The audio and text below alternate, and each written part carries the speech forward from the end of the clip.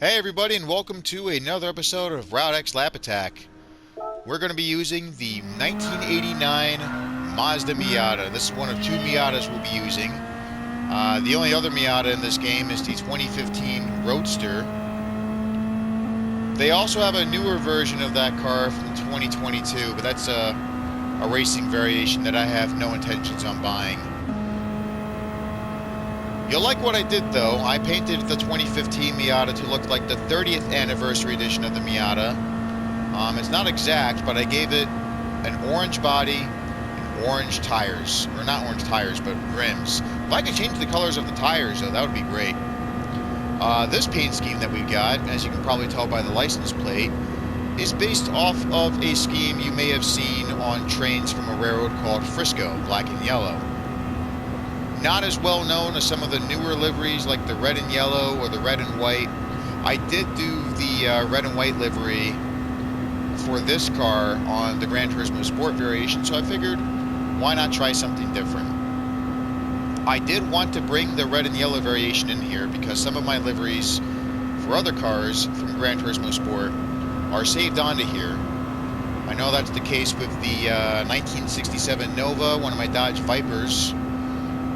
I think maybe also the F-150 Raptor, but I decided to try and do a different variation of that anyway. I didn't save it from Sport.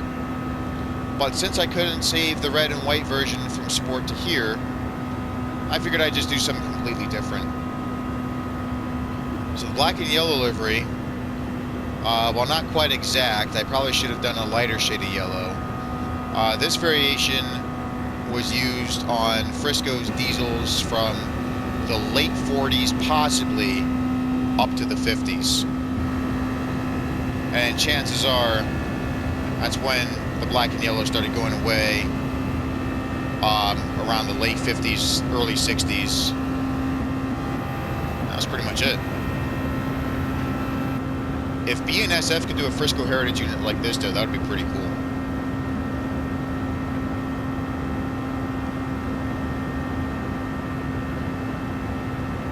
Alright, we're coming towards the curve there. We had a top speed of 180 going downhill, and so far we are slowing down. I tested this earlier though. I just forgot to put on the racing intercooler. So I know the performance hasn't changed by much, but at least it still helps a little bit. So I already know where the position of this car is going to be, but I'm not going to spoil it for you guys. I won't tell you.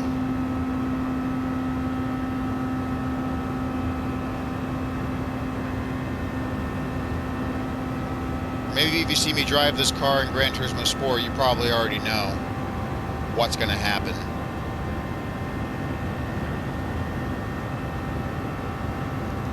Other cars that I'll be testing in future episodes that were also from Gran Turismo Sport will include the newer Miata, as I mentioned earlier at the start, the 1962 Volkswagen Bus, and I think also the 1990 RX-7. I already have that, but I'm also planning on buying the 2002 variation from Mazda's dealership.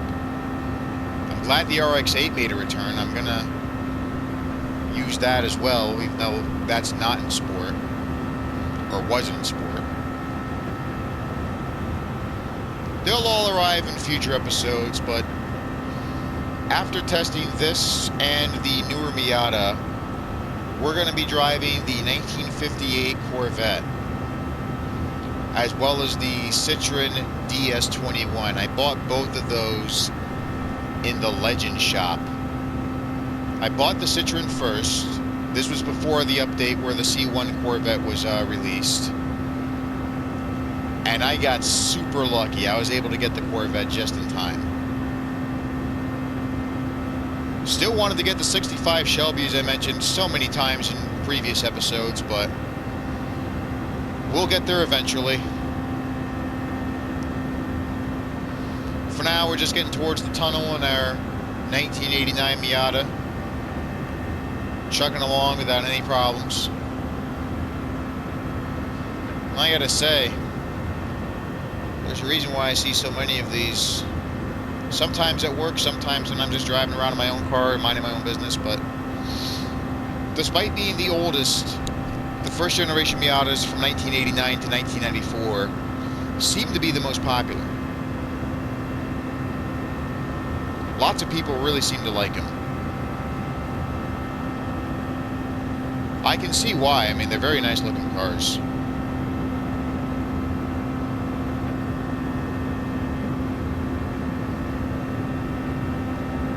Honestly, though, if I wanted to get a Miata, I'd get one of the newer ones.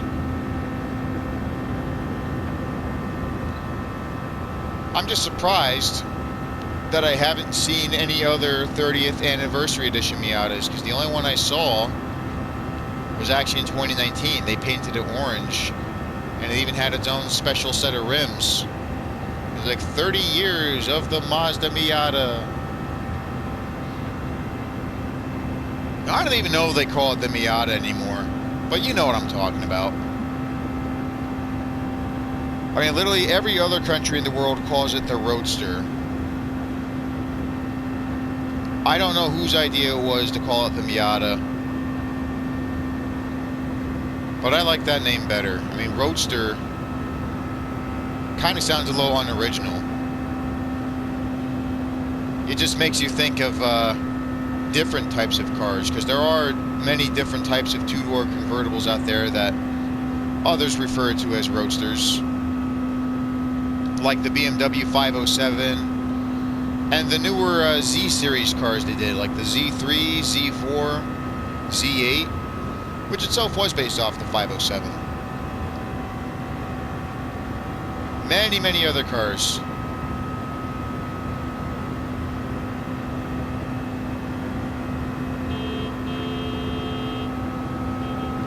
Horn sounds good, and we got a great time of 6:30.2. Our last time, well, the last time I drove around this track without the racing intercooler was 6:32. So like I said, not much of a difference in performance, but at least we got a better time than what we did before. Let's take a look and see how we did. We're slower than the Firebird, but we are at least able to beat the Mazda Demio Laughing Face. Our next Miata, I'm not exactly sure how the performance in that's going to turn out, but I'm sure we'll at least be faster than the Firebird, and who knows, maybe we'll get somewhere or take 15th away from the BRZ. Sorry for burping there, but there's only one way to find out how the new Miata will do, and that is to watch the next episode when it comes out. Thanks for joining me, and see you next time.